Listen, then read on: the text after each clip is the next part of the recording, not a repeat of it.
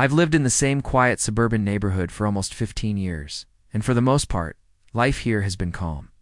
That was until a certain person came along, the self-proclaimed queen of our HOA.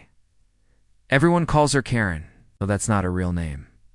If you've ever lived in a neighborhood with a pushy homeowners association, you know the type. She parades around with a clipboard, sunglasses, and an air of entitlement that could suffocate anyone within 10 feet. One Saturday morning, while I was brewing coffee and enjoying the weekend quiet, I heard a strange rattling outside. At first, I thought it might have been the wind tugging at the gutters, but the sound was too deliberate, too metallic. I stepped closer to the window that overlooked my driveway, and my blood ran cold. There was Karen, crouched at my garage door, twisting something in the lock. She was actually trying to open it. And not with a crowbar or some obvious burglary tool. No, she was using a key. My jaw dropped. Who in their right mind thought they had the authority to unlock someone else's garage? I stormed out the front door and called out, "What do you think you're doing?" Karen didn't even flinch. She stood up slowly, brushed the dust off her floral sweater, gave me a condescending smile. "Don't worry, dear," she said, waving the shiny key like it was a badge of honor. "I'm just performing an HOA inspection. We have the right to access community property at any time, and since this neighborhood is under our governance, your garage is subject to inspection." I could hardly believe what I was hearing. My garage, full of my tools, my equipment, my personal belongings, was not community property. But Karen was dead serious. "Where did you even get that key?" I demanded. "This," she said proudly, "is a master key. The HOA board approved it so I can make sure people aren't violating any regulations. You'd be surprised how many residents hide forbidden items in their garages. Junk cars, unauthorized freezers, and in one case, a ping pong table someone was renting out. Absolutely unacceptable." I couldn't decide whether to laugh or scream. She had really convinced herself that she had legal power to invade people's private property. What Karen didn't know, what would change everything, was that my son was inside that garage at that very moment. And he wasn't just cleaning tools or fiddling with the lawnmower. He was there with a warrant. My son Daniel had recently become a police officer. He was level-headed, sharp, and dedicated to doing things the right way. That weekend, he had stopped by because of a separate matter altogether. You see, a string of thefts had been plaguing our neighborhood, missing packages, stolen bikes, even expensive tools gone without a trace. The department had received a tip that some of the stolen goods might be circulating right here in our HOA-controlled subdivision. Daniel, working alongside his department, had gotten approval for a search warrant, not for me, but for one of the neighbors who had suspicious activity linked to them. Our garage was being used as a secure staging point to review the warrant, store equipment, and prepare the search team discreetly. That's why the timing couldn't have been more surreal. As Karen fumbled with her so-called master key, Daniel and two of his colleagues were quietly organizing inside. They had no idea someone outside was trying to barge in. Karen finally managed to stick the key into the lock.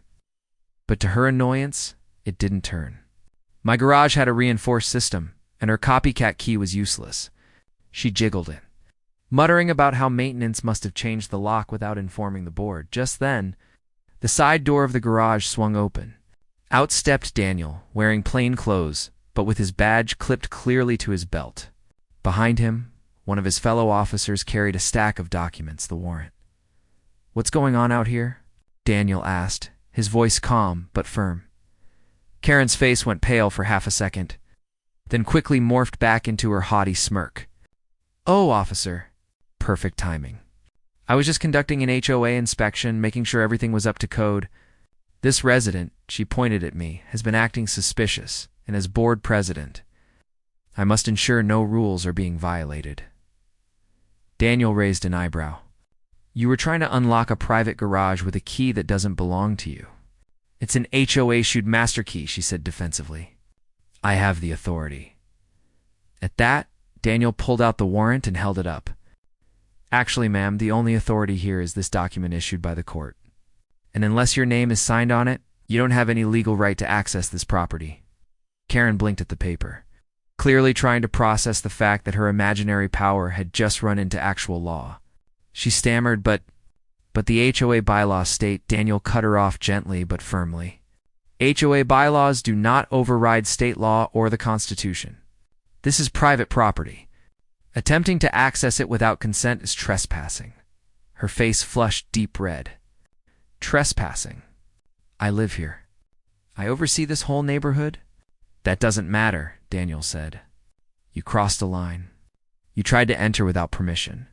That's breaking and entering, no matter what excuse you slap on it. By now, a few curious neighbors had peeked out from their porches, whispering and snapping pictures with their phones. Karen hated nothing more than public humiliation. Here she was, being schooled by a young officer in front of everyone. Karen puffed up like a balloon ready to burst. This is outrageous. I will be contacting the HOA board immediately. You'll regret embarrassing me like this. We can fine you thousands of dollars. Daniel didn't even flinch. He calmly pulled out a small notebook and began writing. Go ahead and call them, ma'am. In the meantime, I need to document your attempt to unlawfully access this property. Do you want to make a statement? That sent her over the edge. How dare you? You think just because you wear a badge you can boss me around? I own this neighborhood's order. No, ma'am, Daniel said. The law does. She stomped her foot, realizing she was backed into a corner.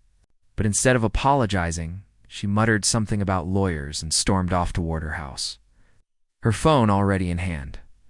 Over the next week, word spread like wildfire.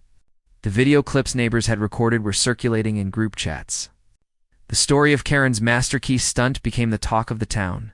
Parents whispered about it at the bus stop. Retirees gossiped during their morning walks.